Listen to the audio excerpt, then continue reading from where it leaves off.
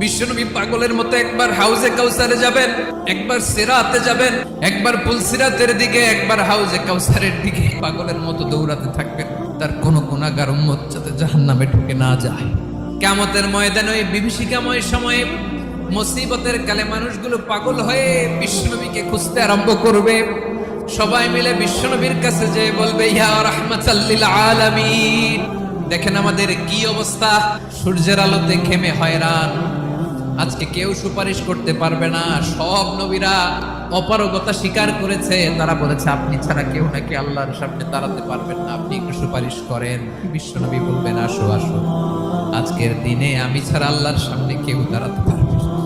বিশ্বনবী মাকামে মাহমুদে যে আল্লাহু আকবার বলে সিজদায় লুটিয়ে পড়বেন, বিশ্বনবী এমন ভাবে অজর দ্বারায় সিজদায় লুটিয়ে পড়ে কাঁদবেন, রব্বুল আলামিনের রহমতের দরিয়ায় জোশ লেগে যাবে। রব্বুল আলামিন এই দৃশ্য থেকে সহ্য করতে পারবেন না। রব্বুল আলামিন বলবেন, ইয়া মুহাম্মদ ইরফা রাসাক, ও নবী আপনি মাথা তোলেন, যা চাবেন তাই দেব। ওয়াশফা তুশাফা, যার জন্য সুপারিশ করবেন তার সুপারিশ কবুল করে নেব। বিশ্বনবী মাথা তুলবেন, তুলে বলবেন, রব্বি হাবলি উম্মতি, আল্লাহ তুমি আমার গুনাহগার উম্মতকে বাঁচাও। এই দুনিয়ার বুকে রব্বুল আলামিন সব নবীকে একটা করে দাওয়া মুস্তাজাবা দিয়েছেন, মানে যে দোয়া করলে কবুল হয়ে যায় সাথে সাথেই। দাও বিহা, দুনিয়ার সব নবীরা ওই দোয়াটা দুনিয়ায় করে ফেলেছে।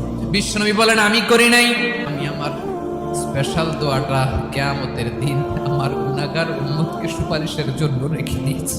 আমার যে উম্মতের হৃদয়ে যাররা পরিমাণ ঈমান আছে, আমার একটা উম্মতকেও তুমি জাহান্নামে ঢোকাতে পারবা না। আল্লাহ তুমি আমার গুনাহগার উম্মতকে বাঁচাও।